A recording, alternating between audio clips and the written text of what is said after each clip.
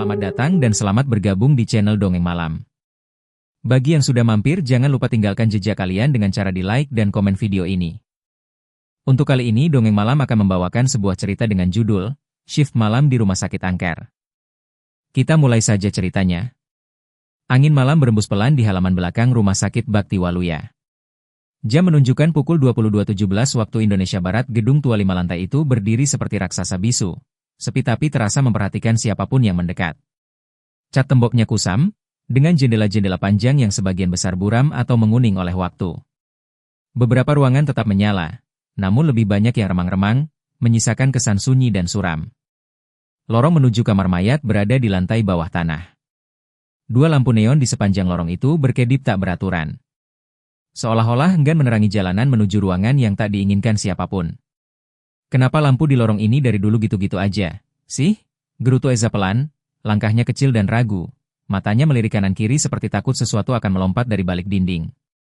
Karena kalau terang benderang, rumah sakit ini nggak dapat kesan horornya, jawab Sehat, pria bertubuh besar yang berjalan di depan Eza dengan santai, membawa termoskopi hitam dan senter di tangan kiri. Kok malah bangga ya kayak gitu? Eza mengangkat bahu, menggigit bibir bawahnya. Tangannya menggenggam tas kecil berisi catatan pemulasaran jenazah. Lo yakin gak ada yang aneh malam ini? Selalu ada yang aneh.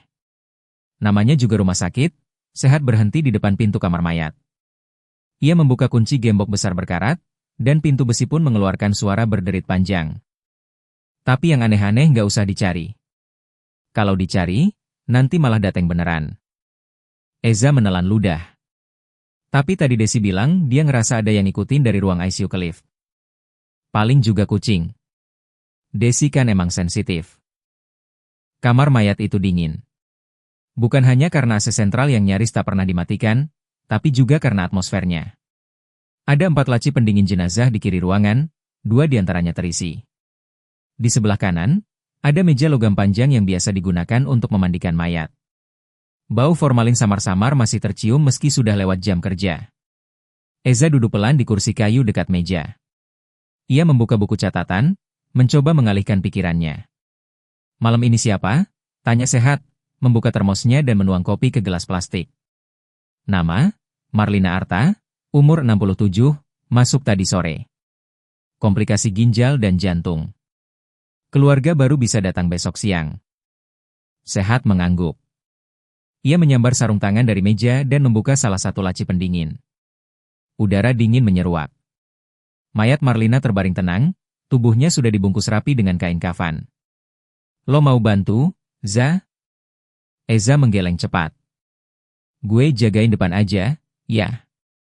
Takutnya ada telepon masuk. Sehat tersenyum miring. Oke. Tapi jangan kabur kalau dengar suara aneh.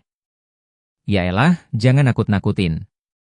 Eza berdiri dan buru-buru keluar dari kamar mayat, menutup pintu di belakangnya. Sementara itu, di lantai 2, Dila duduk di ruang perawat sambil memainkan bolpen di antara jarinya. Ia sedang mengisi laporan shift, sesekali menguap. Di sebelahnya, Desi tampak serius menatap monitor kamera pengawas. Kamu ngantuk, Dil? Tanya Desi tanpa menoleh. Ngantuk sih iya, tapi kayaknya malah nggak bisa tidur. Hawanya beda, ya malam ini? Desi mengangguk perlahan. Tadi waktu aku masuk lift dari lantai 4, liftnya gerak ke bawah padahal tombol belum aku pencet. Kamu nggak sendirian, kan? Sendiri? Dila menggigit bibir. Jangan-jangan yang masuk duluan bukan kamu? Desi menghela napas. Nggak tahu. Tapi, pas pintu lift nutup, aku sempat ngelihat bayangan di kaca belakang. Kayak ada yang berdiri dekat banget. Tapi pas nengok kosong. Dila diam. Ia ingin tertawa, tapi tak bisa. Matanya menatap ke arah lorong luar ruangan perawat, ke arah lift yang sedang tertutup. Tiba-tiba, pintu itu terbuka. Tanpa ada suara bel. Kosong. Desi dan Dila saling pandang. Kalau kamu nyuruh aku ngecek itu, aku resign sekarang juga, gumam Dila, mencoba bercanda meski suaranya sedikit gemetar. Desi berdiri pelan. Gak usah dicek. Biarin aja. Dari monitor CCTV, kamera menunjukkan lorong depan lift. Tak ada siapa-siapa. Tapi lampu di depan lift itu berkedip 3 kali lalu mati. Di halaman belakang rumah sakit, Dimas sedang duduk di pos jaga dengan kaki selonjoran di atas meja. Ia sedang memainkan ponselnya sambil mendengarkan lagu dangdut remix dari earphone sebelah kanan. Tiba-tiba, terdengar suara ketukan pelan di jendela pos. Tok, tok. Dimas menoleh malas. Seorang perempuan berdiri di luar jendela. Rambutnya panjang, mengenakan seragam pasien berwarna hijau pucat. Dia tersenyum. Tapi senyumnya aneh, tidak bergerak secara alami. Seolah wajahnya memaksa diri untuk tersenyum. Dimas bangkit. Ia membuka kaca jendela. Bu, ini jam malam. Ibu pasien dari mana? Perempuan itu tak menjawab.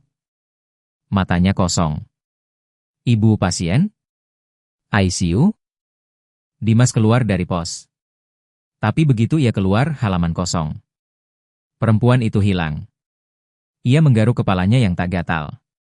Gue disuruh jagain rumah sakit apa dunia lain sih? Tiba-tiba, ponselnya bergetar. Pesan masuk dari Eza. Dim, ke kamar mayat bentar. Lampu ruangan padam, dan Sehat belum keluar juga. Dimas melirik ke arah gedung. Kamar mayat yang tadinya menyala, kini memang gelap total. Yah, baru aja ada pasien hantu. Sekarang mayat beneran. Gumamnya.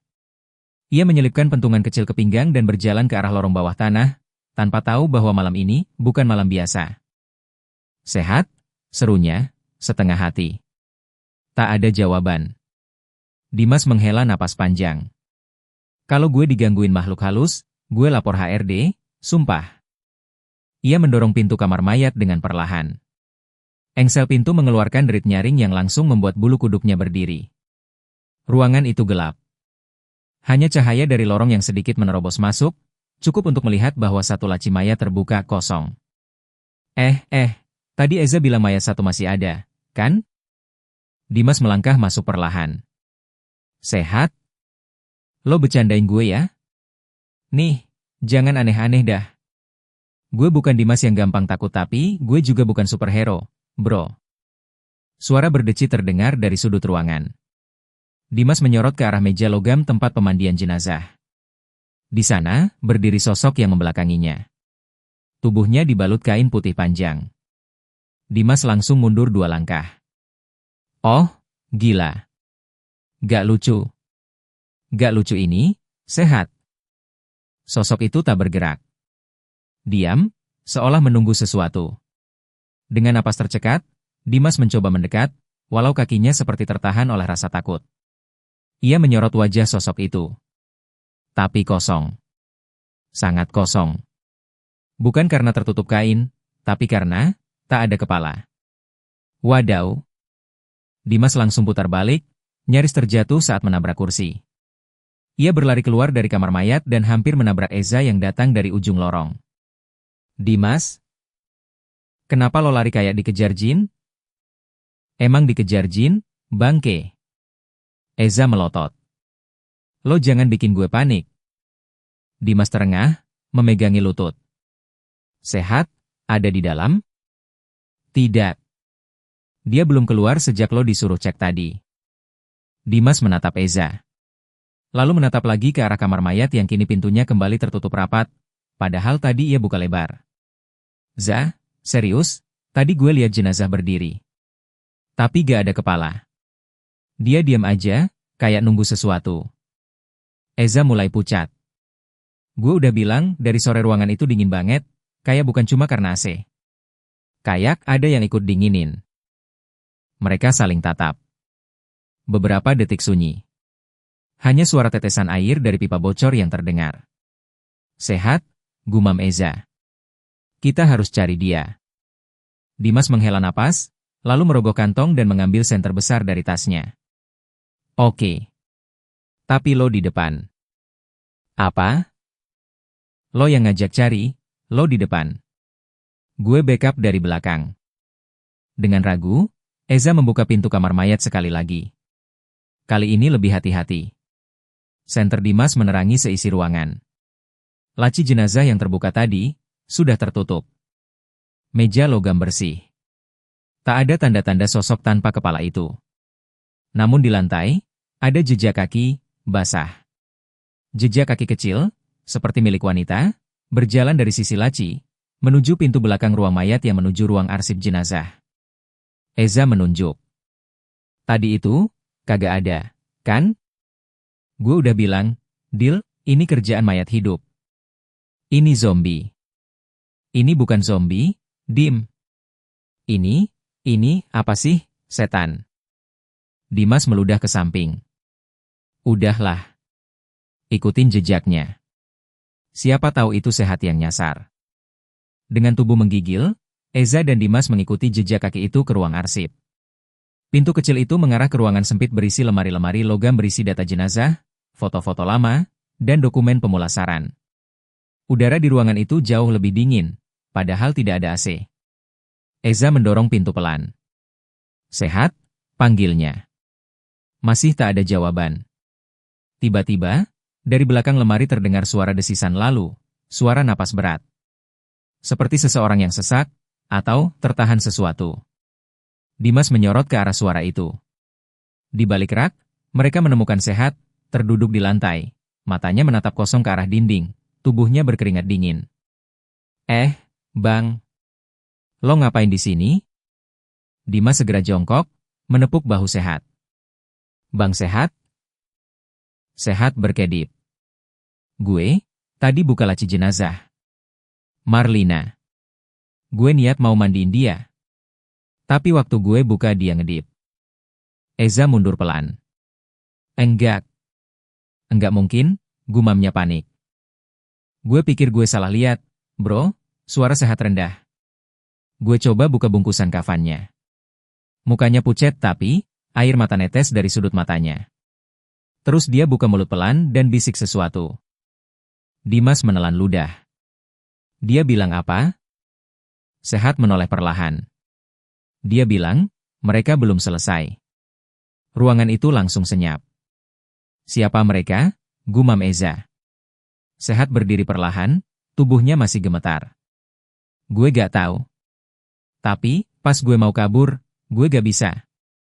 Kaki gue berat. Rasanya kayak ditahan. Gue sempat kehilangan kesadaran, dan pas bangun, gue udah di sini. Dimas mengusap wajahnya. Oke. Kita balik ke atas. Kita kasih tahu Desi. Dia pasti ngerti soal beginian. Eza mengangguk cepat. Setuju. Gue gak mau di sini 1 menit pun lagi. 3 pria itu berjalan kembali ke lorong. Tapi saat mereka melewati pintu kamar mayat untuk kembali ke tangga, laci jenazah terbuka perlahan dengan bunyi krek. Eza menjerit. Dimas langsung lari duluan. Sorry ya, gue gak kuat. Sehat hanya menatap ruangan itu sekali lagi. Lalu menutup pintu pelan. Tapi sebelum tertutup penuh, dia sempat melihat sesuatu. Mayat Marlina terbaring kembali di lacinya. Tapi senyum kecil tampak di wajahnya. Seperti seseorang yang tahu rahasia, dan menunggu orang lain untuk ikut tahu juga. Ruang perawat lantai 2 masih sunyi. Monitor CCTV menampilkan lorong-lorong gelap yang terlihat tenang. Tapi Desi tahu betul, ketenangan itu hanya di permukaan. Dilla, yang baru saja kembali dari pantry, membawa 2 gelas teh hangat. Nih, kamu minum dulu. Katanya kalau dingin-dingin gini mending minum yang manis, ujarnya sambil tersenyum. Desi mengambil gelas itu, mengangguk pelan. Thanks, Dil. Dilla duduk di kursinya lagi. Kamu masih kepikiran lift tadi?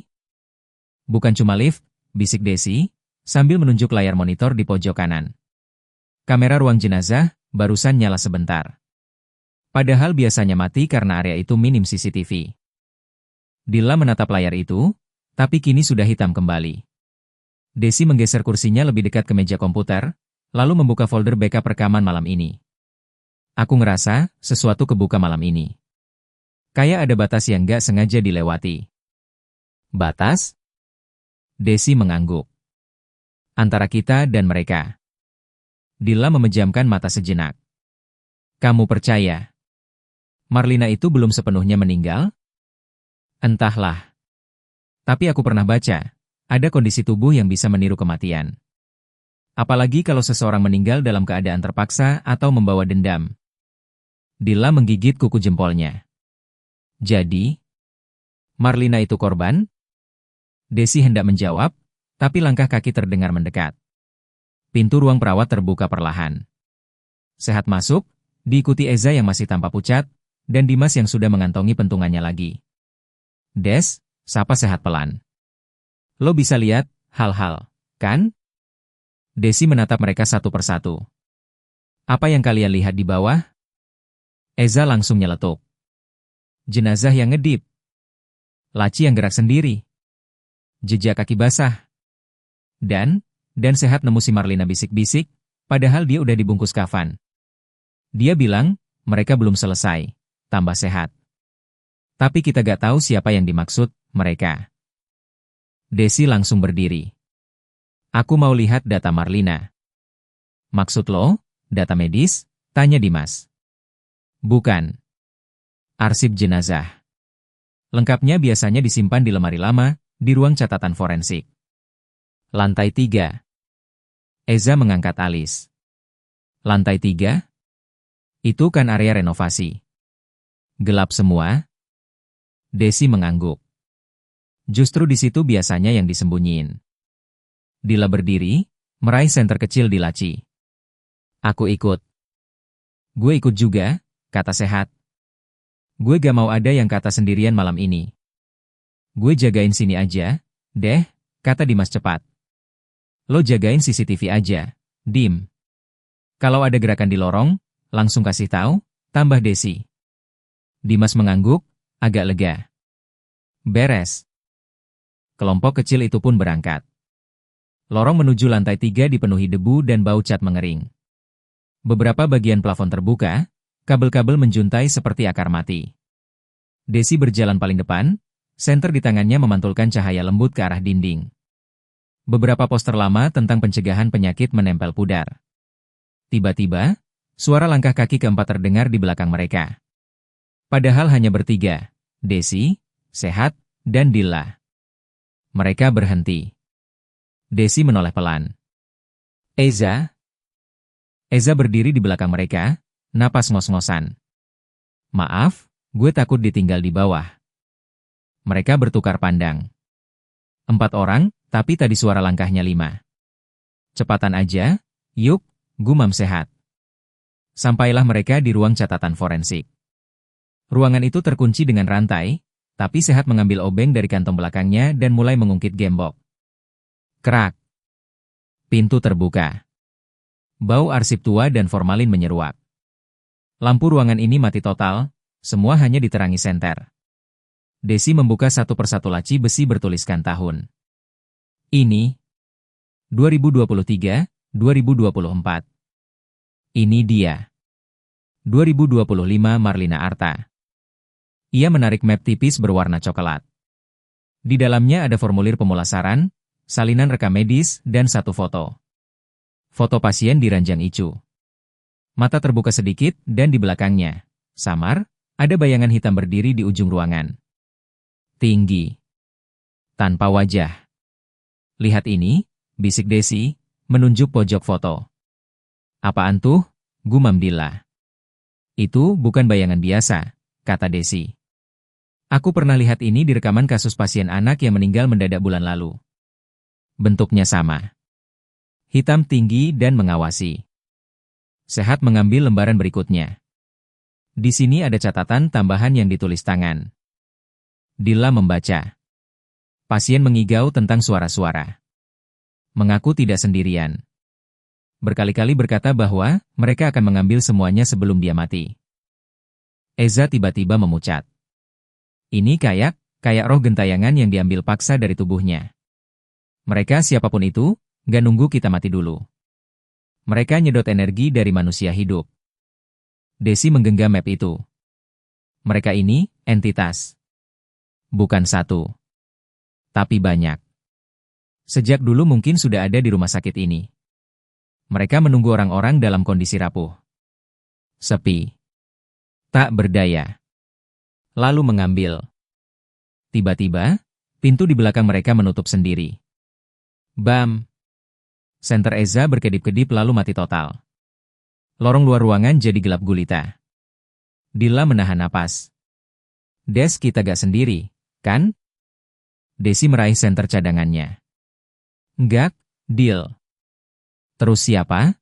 Bisik Eza. Dari kejauhan, terdengar suara bisikan. Bukan satu, tapi banyak. Mereka belum selesai. Bisikan itu datang dari lorong, lirih, bergaung, seperti berasal dari dinding dan lantai sekaligus. Suara-suara yang tidak membentuk kata dengan jelas, hanya desir dan dengung lirih namun syarat amarah. Eza memegangi dada. Gue, nggak kuat. Senter Dilla satu-satunya yang masih menyala, menggigil di tangannya. Cahaya kecil itu tak mampu melawan pekatnya lorong. Di belakang mereka, pintu arsip tak bisa dibuka lagi. Gagangnya dingin dan macet seperti terkunci dari luar. Sehat mencoba mendorong dengan bahu. Bam! Tidak bergeming. Ada yang ngunci kita dari luar, geram Sehat. Sialan. Kita harus cari jalan keluar lewat lorong servis, ucap Desi sambil menyorot ke sisi lain ruangan. Kalau aku nggak salah ingat, ada pintu kecil yang nyambung ke tangga darurat. Dilla mengangguk. Kita nggak bisa di sini lama-lama. Mereka bergerak pelan, melintasi rak besi tua berdebu dan bundelan dokumen yang jatuh berserakan. Di sela-sela lorong lemari itu, terdengar cerek, seperti langkah seseorang menyeret kakinya. Senter Desi menyapu ke kiri, kosong. Untuk cerita kali ini sampai di sini dulu, akan kita lanjutkan lagi cerita dengan judul, Shift Malam di Rumah Sakit Angker. Part 2 di video selanjutnya. Terima kasih sudah mengikuti cerita sampai akhir. Dan jika kalian suka dengan cerita-cerita seperti ini, silahkan di-share video ini agar channel ini bisa lebih berkembang lagi.